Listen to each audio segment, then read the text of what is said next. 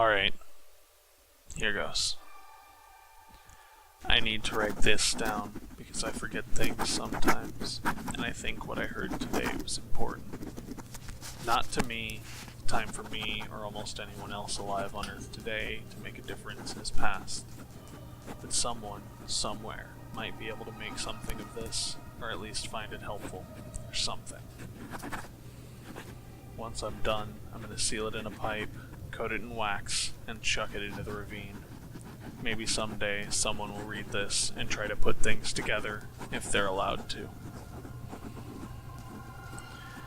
I'd love to start at the beginning, but I'm honestly not sure when the world started to end.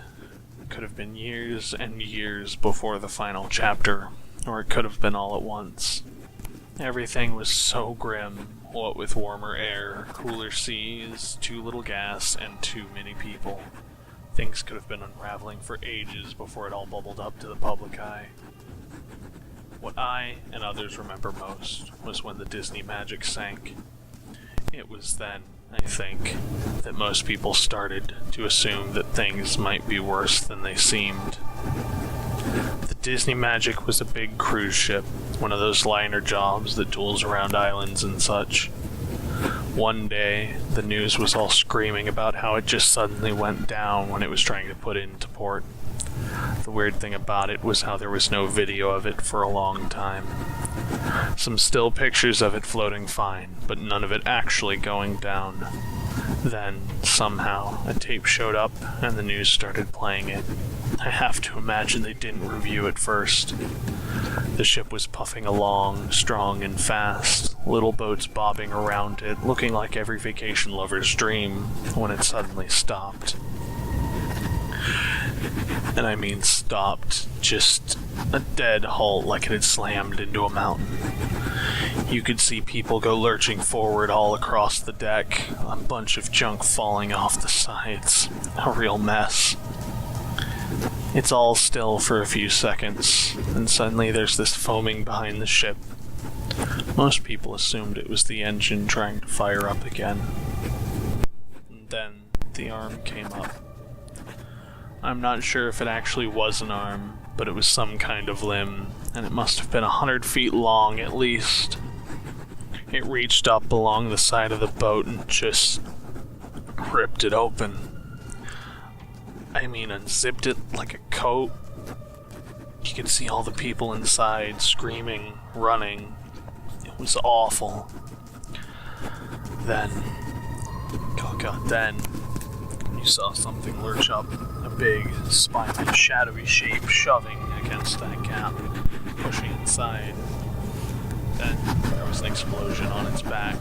The camera whips up to show a couple of jets whizzing by. Then it cuts out. I remember just sitting there, stunned, looking at the TV, barely noticing the president coming on to declare a state of emergency. I think it was 2 or 3 days later when the TV went under full governmental control, but it may have been a week. I'm not sure. Internet got clamped later, but soon all you could hear, read, or see was "Remain calm, everything is under control." The oddest thing was that life didn't really change much for a while. Bills still came, still had to work, go to school, all that. Just a lot more scared faces, and a lot more weird talk. Pretty soon, we were getting told that whole towns were being evacuated, that there was a plague, or a riot, a terrorist bomb, or some other nightmare. My brother said down south they'd gotten moved because of a huge wildfire. The weird thing was, he said, that the fire moved oddly. Seemed to shoot right for gas or brush, didn't travel evenly. Then, after a while, he swore what he saw looked like a 20-foot tall man of flames, walking, devouring everything. The call got dropped right after he said that, and I haven't talked to him since. So things got worse, little by little. People kept being moved, and there was no real way to communicate with each other anymore that was really reliable, so it was hard to say just how bad things were. Still, word of mouth was going strong. And it was creepy, crazy shit, really. Stuff about zombies in the north, killing frenzies in the east. A place near the ocean where the ground was alive and eating people. A cult screaming about the second coming and killing people to buy off God.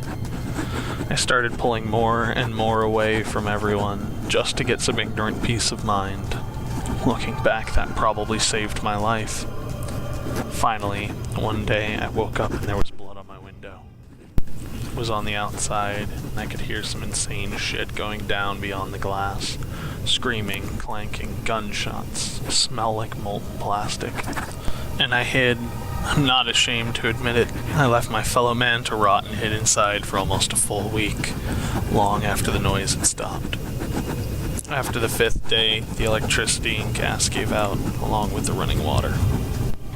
When I finally got hard up for supplies, I poked my nose out and saw the whole west side of the world was gone.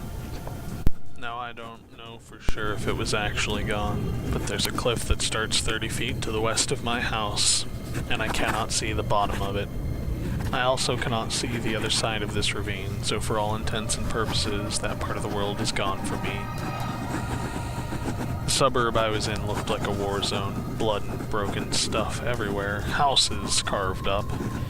No bodies in sight, which I still think is weird. I scrounged up some food and some supplies from some of the houses, and then I went back home. I've been doing that for a while now. I'm not sure how long, really. It might have been years and years, or just a few months. It's hard to say. Sometimes the sun just sticks in one spot for what feels like days. Other times these clouds roll in and you can't see 2 feet. There's things around too. I run at the first noise, but I think they're about man-sized and they seem to like metal. Other little things scramble around in the rubble sometimes, so I try and keep clear. One time, a thing that looked like a pill bug the size of a cat crawled out, looked at me, and screamed, "Stop!" in perfect English. I hid inside for days. There are also these big blimp things that float around sometimes. They have little bug legs on their undersides, and they look kinda like maggots, but with eyes all over. They eat everything when they land, but most of the time they stay high up. One of these had just passed when I found the hurt guy. He was all ripped up and looked like one of those SWAT team guys you see on TV sometimes. But his combat suit thing was all ripped to hell. I dragged him back home, and then we talked. He said that he'd been hunting the blimp thing, but had gotten attacked. He wouldn't say by what, but he looked like he was on his last legs. I fed him some canned beans and some water, and he seemed to come around a little. Asked me who I was, if I was alright and all that. He seemed kinda shocked when I said he was the first person I'd seen since the west of the world vanished. He told me it wasn't gone, just relocated, but wouldn't say what that meant. I helped heal him up, kept asking who he was, but he wouldn't say. Finally, he said screw it, that his orders were probably no good anymore anyway, and then he told me. He said he worked for a foundation or something, that they were like a combination jail and research center. He said that he was one of the agents who went around trying to find strange stuff and keep it from hurting people. I said he was doing a hell of a job so far, and he laughed pretty hard. He said something had happened, and that a bunch of these things had gotten loose at the same time and caused the Foundation place to lose control. He said it became a GH0 dead greenhouse scenario. I asked him what that meant, and he looked at me for a while before going on.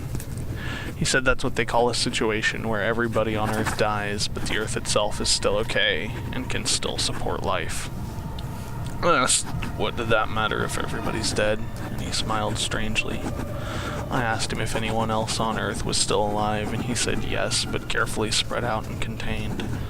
After that, I just sort of sat and digested things for a bit. The man started stretching and checking his cuts. He was starting to pull his boots on when I asked what happens now.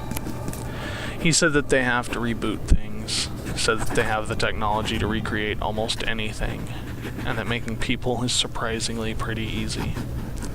Said that they would clean out and contain things, rebuild the broken cities, and repopulate them. It would take a long, long time, but he said they would eventually get things back to the way they were before. Even said that they could recreate memories and such.